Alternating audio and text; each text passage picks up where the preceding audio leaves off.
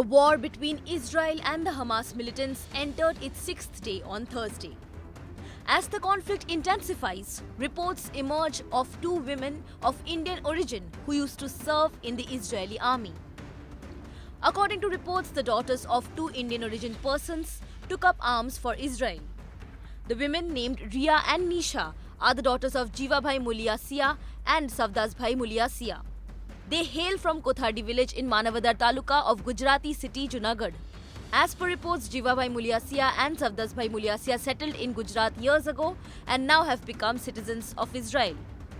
In Israel, the majority of citizens are required to undergo mandatory military service spanning 2.5 years for men and 2 years for women, commencing at the age of 18.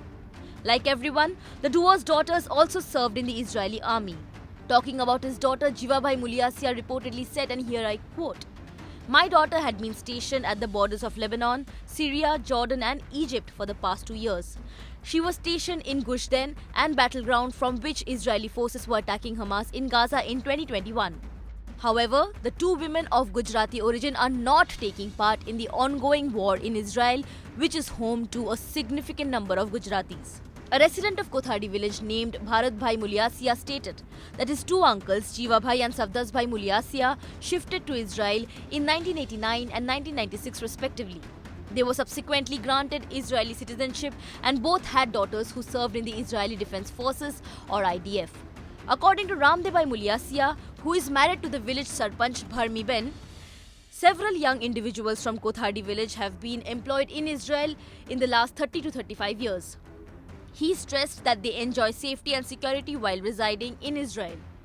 The report claims that Gujarat Chief Minister Vijay Rupani and his wife Anjali Ben had paid a visit to Jivabhai's residence in Tel Aviv during his previous visit. Hamas launched the Operation Al-Aqsa Storm by firing thousands of rockets into Israel on Saturday, that is on October 7th. Hamas and Palestinian Islamic Jihad fighters infiltrated Israel by land, sea and air. The combined casualties from both sides have crossed 3,300 so far. Israeli authorities reported that approximately 1,200 people, primarily civilians, lost their lives in the assault, marking the gravest incident in the nation's history. On the other hand, in Gaza, officials claim that over 1,100 people died due to Israel's air and artillery strikes. According to the UN, over 338,000 people have been forced to flee their homes in the Gaza Strip. Subscribe to One India channel and never miss an update.